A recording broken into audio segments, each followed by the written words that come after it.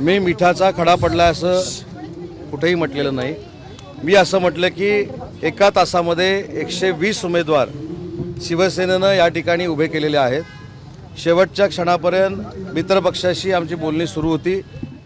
बोलणी सुरू असताना त्यांना कदाचित पूर्ण खात्री असेल म्हणून त्यांनी आम्हाला नम्रतापूर्वक सांगितलं की आम्हाला एवढ्या जागा देता येणार नाहीत. आम्ही नम्रतापूर्वक ते स्वीकारलं.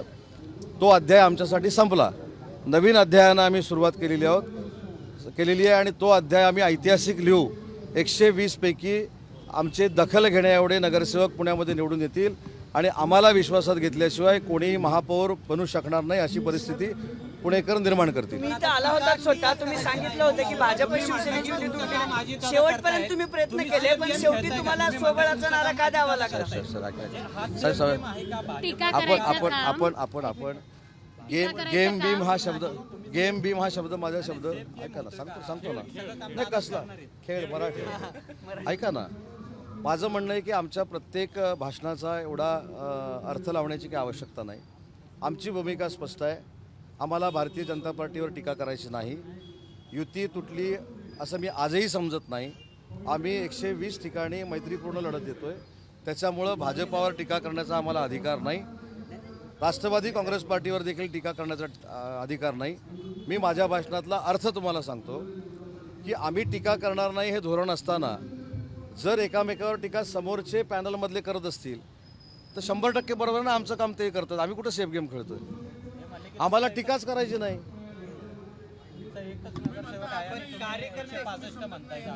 मी काय सांगितलं की एका नगरसेवकाचे किती नगरसेवक होतात हे जाहीर भाषणातनं मी सांगितलं की एका नगरसेवकाचे किती नगरसेवक होतात हे 16 तारखेला कळणार आहे. आमचा हा रात्री 11 वाजता ठरवून 2000 लोकांचा जो मेळावा झाला, पदाधिकाऱ्यांचा जो मेळावा झाला, हा एक ट्रेलर आहे.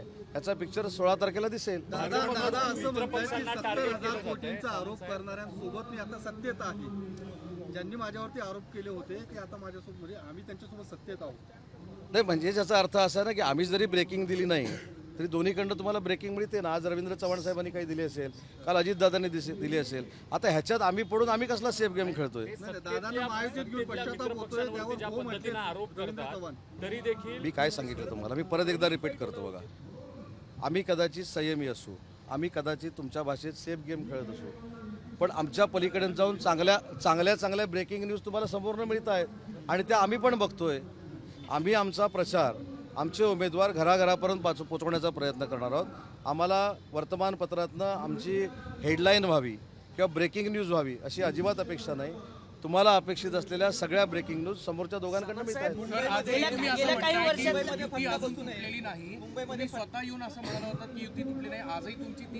माझी तीच भूमिका आहे. पण मग असं काय झालं की शिवसेनेला थेट परत 120 पेक्षा जास्त जागांवर उभं राहायला लागलंय?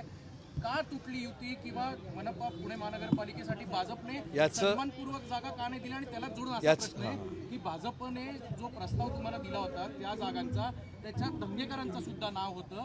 कदाचित त्या जागांमुळे जो जागांचा चेंज न केल्यामुळे भाजप त्यांच्या भूमिकेवर ठाम राहिलं का? मुद्दा असा आहे की आमच्या जागेवर कोण उभं करायचं हा आमच्या पक्षनेत्यांचा प्रश्न आहे. त्यांच्या जागेवर कोण उभं करणं हा भाजप नेत्यांचा प्रश्न आहे. युती तुटण्यावर कोण जबाबदार असं रवींद्र चव्हाण म्हणाले काही प्रभाग आणि काही नेते यांच्यामुळे आम्हाला युती तोडावी लागली. सगळंच सांगतो. बघा, काही ठिकाणी अशी परिस्थिती असते की 100 पैकी एखाद्या ठिकाणी मैत्रीपूर्ण लढत होते, बरोबर आहे. काही ठिकाणी परिस्थिती अशी असते की 100 पैकी 4 ठिकाणी मैत्रीपूर्ण लढत होते. इतिहासात पहिल्यांदा असं असेल की 165 मध्ये 120 ठिकाणी मैत्रीपूर्ण लढत होती. अजून एक इतिहासात मोठी घटना घडली आहे की पहिल्यांदा भाजपचे एवढे बिनविरोध नगरसेवक आलेत. निवडणूक आयोगानं दखल घेतली आहे. 5-5 कोटी वाटले गेले असं संजय राऊतांचा आरोप आहे. बिनविरोध कसं काय येऊ शकतात एवढे? मागच्या निवडणुकीला 15,000 कोटी रुपये वाटले असा त्यांचा आरोप होता. तुम्ही त्यांचं भलतंच मनावर घेता. मला काय म्हणजे तुम्ही घ्या, तो अधिकार आहे.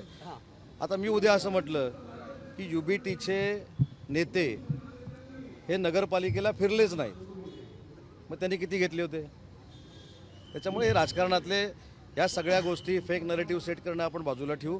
आपण पुणे महानगरपालिकेच्या विषयामध्ये कॉन्सन्ट्रेट होऊन आम्ही सगळे आमचे उमेदवार काम करतील. त्याच्यामुळं कदाचित आजपर्यंत आपल्याला आणि राजकीय पक्षांना असं वाटत असेल की 1-2 ठिकाणीच मैत्रीपूर्ण लढत होते. पुण्यामध्ये आम्ही इतिहास घडवला, 120 ठिकाणी मैत्रीपूर्ण लढत करतो. भाजपला लोकांनी का मतदान करू नये? तुम्हाला मतदान करावं. भाजप राष्ट्रवादीला का मतदान करू नये? पुन्हा एकदा सांगतो की भाजपाला मतदान करावं की न करावं हा पुणेकरांचा प्रश्न आहे.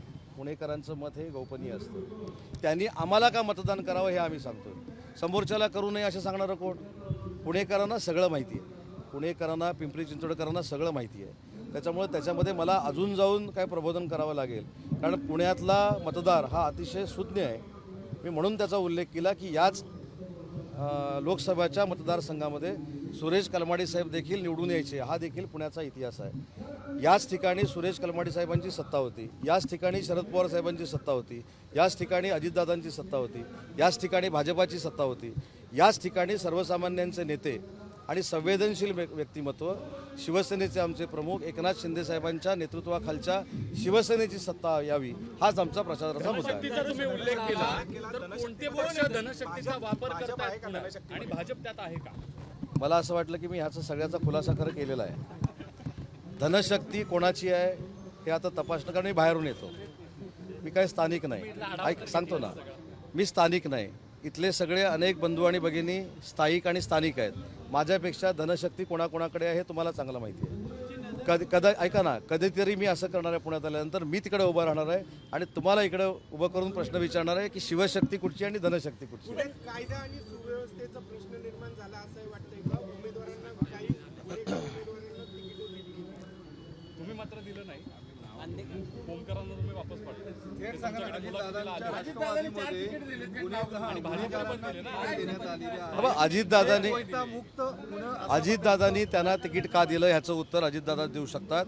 पण शिंदे साहेबांनी कुठच्याही गुंड प्रवृत्तीच्या माणसाला तिकीट दिलं नाही. हा आमच्या पक्षाची पण आयडेंटिटी. अशा लोकांना तिकीट देणं योग्य वाटतं का? पक्ष असणाऱ्या पुण्यामध्ये नक्की कायदा आणि सुव्यवस्था शहरापुरतं जर बोलायचं झालं तर ती सुधारण्याची आवश्यकता आहे. त्याच्यामध्ये शासन म्हणून स्वतः देवेंद्रजी फडणवीस, शिंदे साहेबांनी लक्ष घातलेलं आहे. हा स्टेट लेवलचा विषय झाला. स्थानिक लेवलचे विषय जे आहेत त्याचे मी सगळे उल्लेख केले. तुमचा उमेदवारी तयार, फॉर्म खाल्लाय, फॉर्म एबी फॉर्म काढलाय तुमच्या उमेदवाराने. एबी फॉर्म सांगतो आधी ह्याचं उत्तर देतो पहिलं. बाबा सर त्यांनी एबी फॉर्म, मला माहित नाही खाल्ला की नाही ते. ऐका एबी फॉर्म खाल्ला म्हणजे कागद खाल्ला. जो शिवसैनिक कागद खाऊ शकतो तो काही पचवू शकतो. पण तुमच्याच उमेदवाराचा खाल्ला ते आम्ही बघू ना. एमपीएससीच्या विद्यार्थ्यांचं आंदोलन सुरू आहे. हा, या मुद्द्यावर बोलू. या मुद्द्यावर बोलू. मनोजदादा जरांगेंचा काल दुपारी मला फोन आला होता. या संदर्भात MPSCचे विद्यार्थी जे आंदोलनाला बसलेले आहेत त्यांच्याशी देखील मी संवाद साधला. त्याच्यानंतर राज्याचे मुख्यमंत्री देवेंद्रजी फडणवीस साहेबांशी संवाद साधला. त्याच्यानंतर शिंदे साहेबांशी देखील संवाद साधला. आणि या दोघांमध्ये एकमत झालं आहे की MPSCचे पूर्वीचे जे पेपर्स आहेत, परीक्षा आहेत, ते आचारसंहितेमध्ये पुढे ढकलून चालणार नाही. त्या देखील हजारो विद्यार्थ्यांचा प्रश्न आहे.